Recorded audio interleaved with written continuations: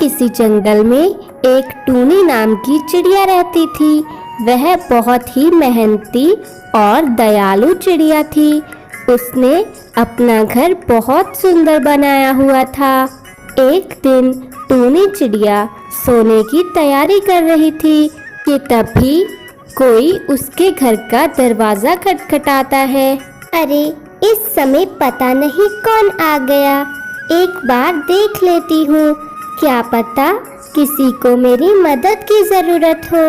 और फिर टूनी चिड़िया दरवाजा खोल देती है। वह देखती है कि सामने तो कालू कौवा और चमकीलो कौवी खड़े थे। अरे, आप दोनों यहाँ क्या कर रहे हैं? अभी तो अंधेरा होने वाला है, सब ठीक तो है ना? अरे टूनी बहन, कुछ भी ठीक नहीं है। हमारा घोंसला तो पूरी तरह से टूट चुका है। मैं और चमकीलो तो इसके मायके गए हुए थे। जब वापस आए तब घर टूटा पड़ा था। अभी शाम के समय तो हम अपना घर नहीं बना सकते। सुबह को ही घर बनाने का काम शुरू करेंगे। टूनी, प्लीज हमें आज की रात अपने घर में रहने दो। हम सुबह होते ही यहाँ से चले जाएंगे। प्लीज हमारी मदद कर दो टूनी। टूनी चिड़िया उन दोनों को अपने घर के अंदर आने देती है। देखो चमकीलो, मैंने तुम दोनों को अंदर तो आने दिया, लेकिन सुबह होते ही तुम दोनों यहाँ से चले जाना और अपना नया घर बना लेना। अरे हाँ टूनी, तुम चिंता ना करो। हम सुबह होते ही अपने घोंसले का काम शुरू कर देंगे, लेकिन अभी हमें बहुत भूख लगी है, कुछ खाने को भी दे दो। टूनी चिड़िया उन दोनों को खाने के लिए भोजन देती है। भोजन खाने के बाद वह तीनों आराम से सो जाते हैं। अगली सुबह टूनी चिड़िया जल्दी उठ जाती है, लेकिन कालू और चमकीलो तो अभी तक सो रहे थे। कालू भैया, अब आप उठ जाएं, सुबह हो गई है। अब आपको जाना चाहिए और अपने घोंसले का काम शुरू कर देना चाहिए। अरे हाँ टूनी, मैं तो कब का उठ गया था। मैं तो बस चमकीलो के उठने का इंतजार कर रहा था। तुम चिंता मत करो, तुम दाना लेने जाओ, हम बस थोड़ी ही देर में यहाँ से निकलते हैं। वो कल दूसरे जंगल से सफर करके आए हैं ना, तो थोड़ी ज्यादा ही थकान हो गई है। और फिर टूनी चिड़िया वहाँ से चली जाती है, लेकिन कालू कौवा फिर से सो जाता है। ऐसे ही दोपहर हो जाती है और फिर कालू कौवा उठ जाता है और वह चमकीलो को भी उठा देता है। अरे चमकीलो, देखो कितनी दोपहर हो गई है। चलो अभी जल्दी से जाकर अपना घोंसला बनाने का काम शुरू कर देते हैं। कालू, आज रात कितनी अच्छी नींद आई है ना, मजा ही आ गया सोने का। कितना नरम नरम घोंसला बनाया है टूनी ने। कालू, मैं तो कुछ और ही सोच रही हूँ। अब क्या सोच रही हो? कहीं तुम्हारा इस घर पर कब्जा करने का इरादा तो नहीं है? अरे कालू, तुम्हें मेरी मन की बात का कैसे पता चल जाता है? चमकीलो, मैं तुम्हारी रग रग से वाकिफ हूँ।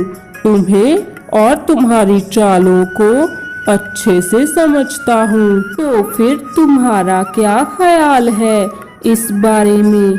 वैसे मेरा भी वही ख्याल है जो तुम्हारा है। तो फिर हमें क्या जरूरत है बाहर जाने की? चलो दरवाजा लॉक कर दो।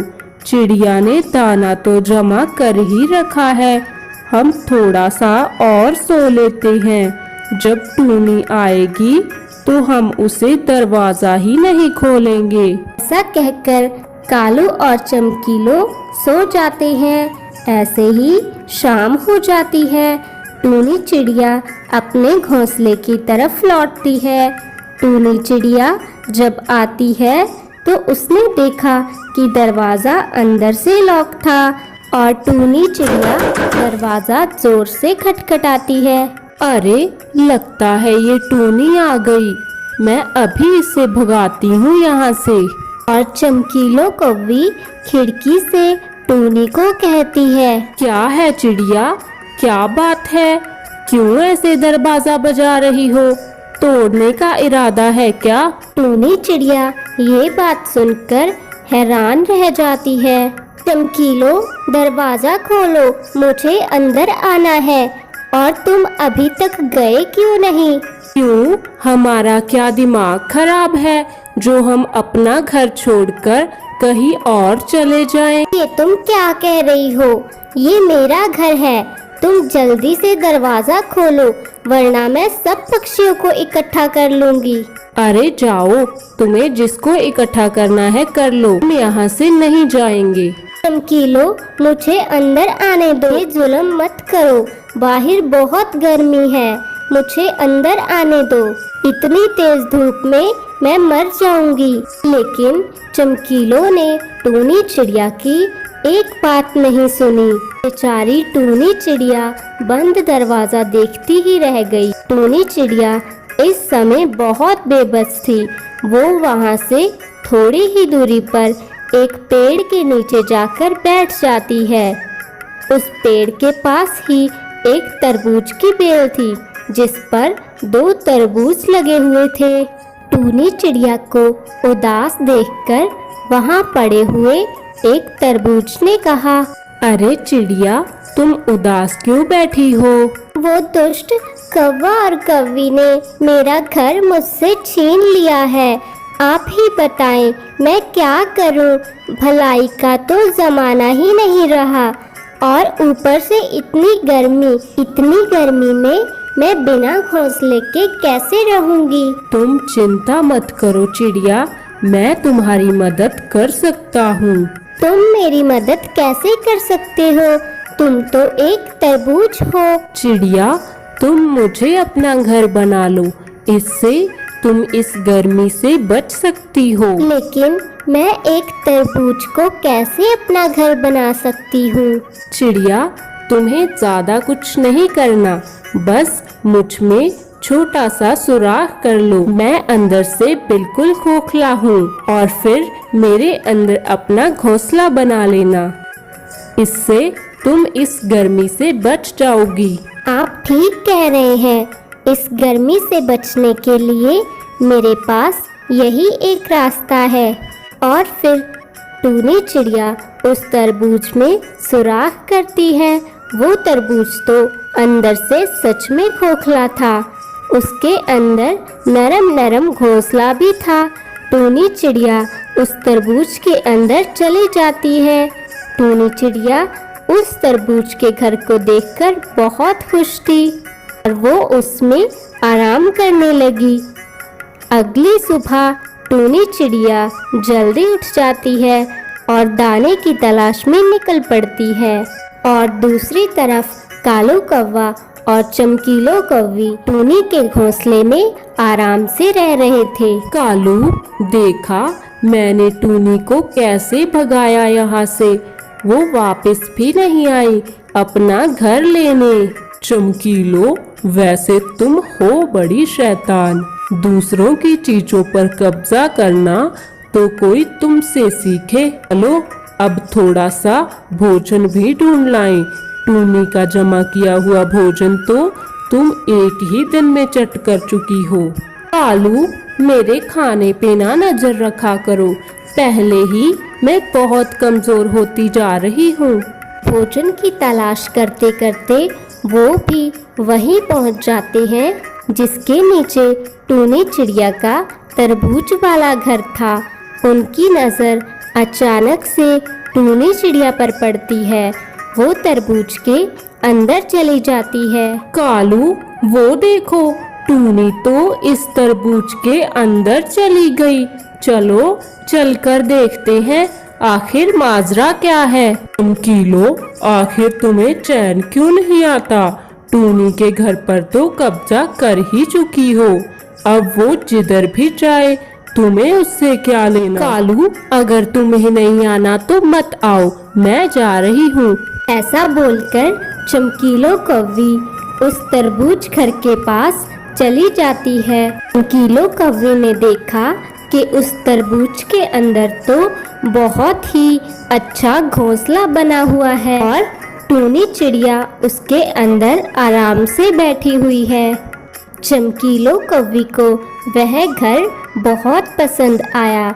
उसका मन कर रहा था कि वह टूनी से तरबूज घर भी छीन ले। चमकीलो कौवी वहाँ से चुपचाप चली आती है। कालू, वह तरबूज घर तो बहुत सुंदर है, अब तो मुझे वही घर चाहिए। चमकीलो, तुम्हारा दिमाग तो खराब नहीं हो गया? इसमें मैं तुम्हारी कोई मदद नहीं कर सकता। मदद तो तुम्हें मेरी करनी होगी, क्योंकि वो घर भी हम दोनों का होगा और वैसे भी टूनी को तो उसका पहले वाला घर मिल ही जाएगा ना। चमकीलो, लेकिन टूनी इस बात के लिए कभी नहीं मानेगी। कालू, हमने कौन सा टूनी से मांगना है, हमने तो बस कब्जा कर लेना है। लेकिन वो कैसे?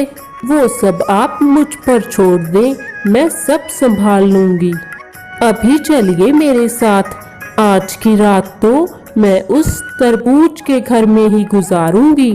कालू कौवा और चमकीलो कौवी टूनी के तरबूज के घर के पास चले जाते हैं। चमकीलो ने टूनी से कहा, टूनी चिड़िया, अरे ओ टूनी चिड़िया, मेरी बात सुनो, बहुत जरूरी बात करनी है तुमसे। टूनी चिड़िया चमकीलो की आवाज़ सुनकर दरवाज़ा खोल देती है। अरे चमकीलो, तुम यहाँ क्या कर रही हो? अब तुम्हें मुझसे कौन सा काम है? क्यों आई हो यहाँ पर? टूनी, मैं तुम्हें हरी तोती का संदेशा देने आई हूँ। उसकी तबीयत बहुत खराब है। बंटी कबूतर कह रहा था कि शायद हरी तोती का आखिरी समय आ गया है। हरी तोती तुम्हें बुला रही है, वो तुमसे आखिरी बार मिलना चाहती है। चमकीलो की बात सुनकर टूनी चिड़िया तुरंत हरी तोती के घर की तरफ निकल पड़ती है। टूनी के जाते ही कालू कौवा और चमकीलो कौवी तरबूज घर में चले जाते हैं। दूसरी तरफ जब टूनी चिड़िया हरी तोती से मिलती है तो वो तो बिल्कुल ठीक थी। हरी तोती, क्या हुआ तुम्हें? अरे टूनी, मैं तो बिल्कुल ठीक हूँ, मुझे क्या होना है? उस दुष्ट कौवा और कौवी ने मुझे फिर से धोखा दिया। अरे टूनी, क्या हुआ? अभी मुझे जाना होगा, मैं आपको बाद में सब कुछ बताती हूँ। टूनी चिड़िया जब तरबूज घर के पास पहुँची तो उसने देखा कौवा और कौवी तो उसके तरबूज घर में बैठे हुए थे। चमकीलो, तुम मेरे घर के अंदर क्या कर रही हो? चलो बाहर निकलो यहाँ से। वो तो अब हम यहाँ से नहीं जाएंगे, तुम जाओ यहाँ से और ले लो अपना पुराना घर। बेचारी टूनी चिड़िया चुपचाप वहाँ से चली आती है। हैं, ये चिड़िया इतनी आसानी से कैसे चली गई? चलो, हमें क्या, हमें तो यह घर चाहिए था, वो हमें मिल गया। अरे चमकीलो, मुझे तो लग रहा है ये टूनी की खामोशी हमें ले डूबेगी। कालू, तुम कभी अच्छी बात ना निकालना मुंह से, जैसी शक्ल वैसी ही बात करते हो।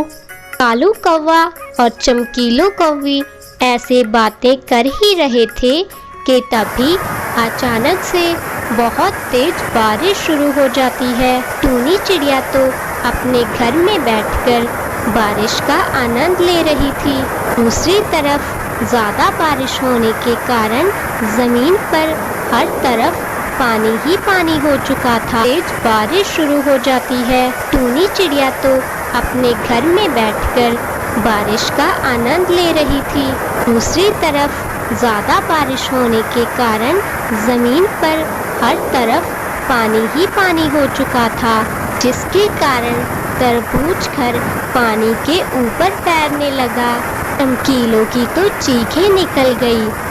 देखते ही देखते तरबूज घर पूरी तरह से पानी में डूब जाता है और कौवा और कौवी को उनके किए की सज़ा मिल जाती है।